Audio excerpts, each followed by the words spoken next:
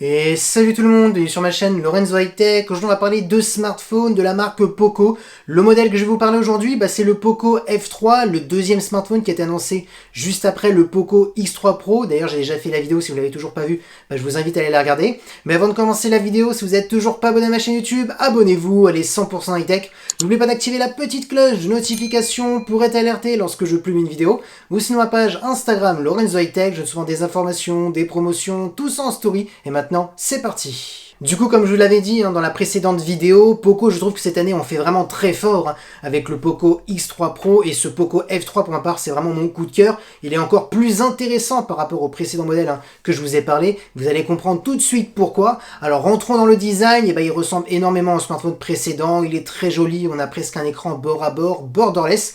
Le prix, on est à 349 €, donc à partir de 349 €. Donc certes, on est plus cher que les 249 € pour le Poco X3 Pro, mais vous allez comprendre tout de suite pourquoi. Alors on a toujours une diagonale de 6,67 pouces, donc une bonne taille, avec une très bonne définition Full HD+. La technologie d'écran, là par contre, on est sur de l'AMOLED, ce qui n'était pas le cas pour le Poco X3 Pro, où l'on était sur du LCD. Ensuite, concernant son taux de rafraîchissement, on est toujours sur du 120 Hz, donc là intéressant pour la fluidité d'image, les jeux vidéo. Par contre, on a un taux d'échantillonnage pouvant aller jusqu'à 360 Hz, donc on est bien au-delà des 240 Hz en termes d'échantillonnage sur le Poco X3 Pro. Ensuite, on a une compatibilité HDR10+, donc ça va être intéressant pour regarder du contenu multimédia. La caméra frontale, on est toujours sur du 20 millions de pixels, et concernant la sécurité, on est toujours sur un capteur latéral, parce que ça coûte beaucoup moins cher par rapport à un capteur qui est sous l'écran. Donc là déjà, on voit que les premières caractéristiques, on est bien au-dessus par rapport au Poco X3 Pro. Ensuite, concernant son dos, on aime ou on n'aime pas, c'est le design de Poco, on connaît. Parlons directement de la qualité photo. Comme premier capteur, on est sur du 48 millions de pixels, donc c'est la caméra principale. Donc c'est vraiment ce capteur-là qu'on va le plus utiliser. Donc ça va être intéressant parce qu'on aura énormément de détails dans son premier capteur.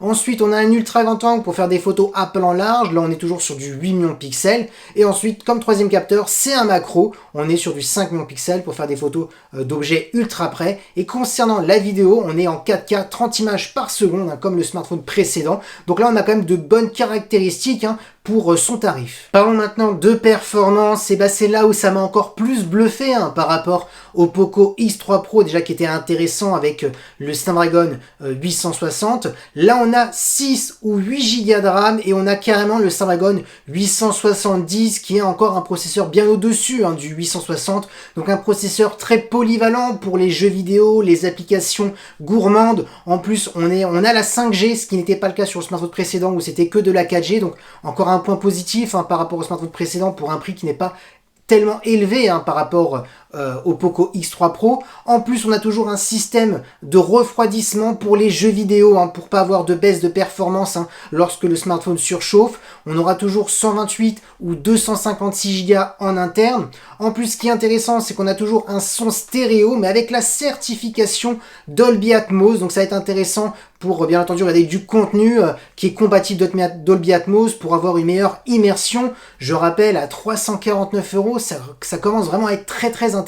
Ensuite, concernant la batterie, alors là elle est un peu plus petite par rapport au Poco X3 Pro où là on était sur du 5160, là on est sur du 4520 mAh, mais toujours avec de la recharge rapide de 33 watts. Ensuite, en termes de connectivité, là c'est un peu mieux, on a de la Wi-Fi 6 et pas de la Wi-Fi 5 comme le Poco X3 Pro. Ensuite, on a toujours du Bluetooth 5, on a toujours une prise jack pour les amoureux des casques filaires et du type C pour le recharger.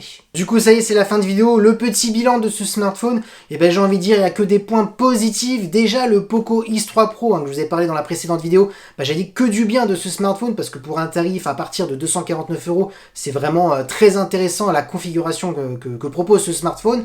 Et le Poco F3 est encore au-dessus. Alors certes, on est à 349 €, c'est un peu plus cher que 249, mais il propose un écran AMOLED. On est sur du 120 Hz avec un échantillonnage de 360 Hz.